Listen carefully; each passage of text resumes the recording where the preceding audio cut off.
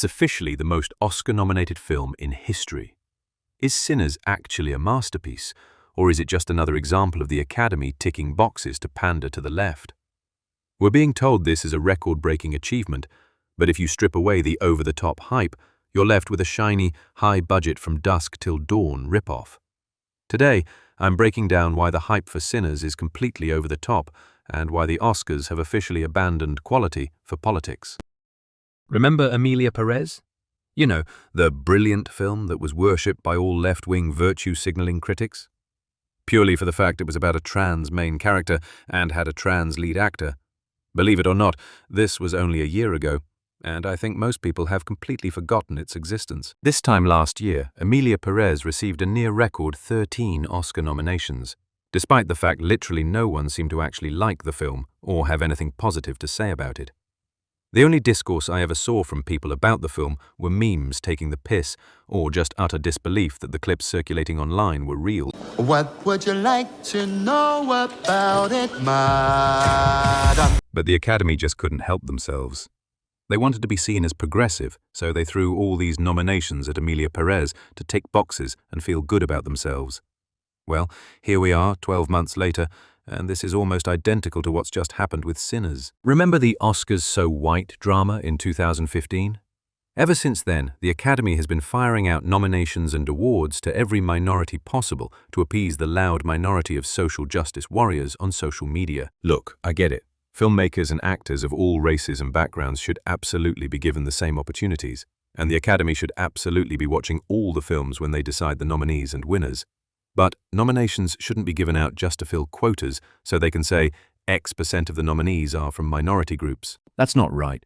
And more importantly, that's not really progressive, is it? It should just be the best film or the best actor, regardless of what they look like. People can't seem to accept that some years maybe the majority of the nominees might be from one race or gender based purely on the fact they were the best films that came out in that year. It doesn't instantly mean there is institutional racism going on. Coming back to Sinners, look, it's fine. I'd go as far as to say it's good. I like Ryan Coogler. I thought Fruitvale Station was brilliant, and I really liked Creed. He's clearly a very good filmmaker, and Sinners does have its positives. It's very well made, it's shot really nicely, everything looks stunning. The performances are solid all round, with Jack O'Connell stealing the show for me.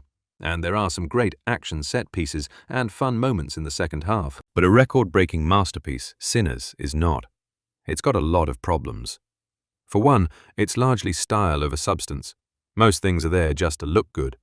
Like the history of black music scene, it made no sense being there other than to look cool. It adds nothing to the main plot. The big twist halfway through? It just doesn't land. The tonal shift is way too severe. They spend the first hour leaning so deep into a grounded drama about race and historical stakes that when it suddenly pivots into an out-and-out vampire action romp, the movie loses its identity. It doesn't know what it wants to be, and in this case, two halves definitely don't make a whole. And the chief issue I have with it is the fact it's essentially a knockoff of From Dusk Till Dawn, which is considerably more enjoyable. They've just swapped the Mexican desert for the 30s American South. This is especially ridiculous when people praise it for being so original. Let's be honest, it wasn't exactly the best year for truly great films. But let's be real, Sinners just isn't that good, and it certainly doesn't belong alongside the true greats of cinema.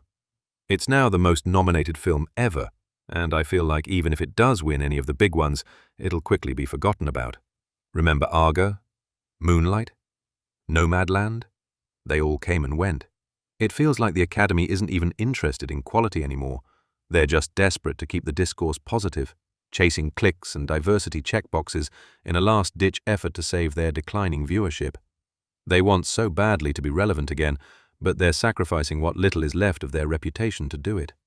Sorry, but you can't fool us that easily. If you're tired of the hype and just want an honest look at what's actually worth your time, click like button and subscribe. It helps the channel out and keeps the conversation going. I'll see you in the next one.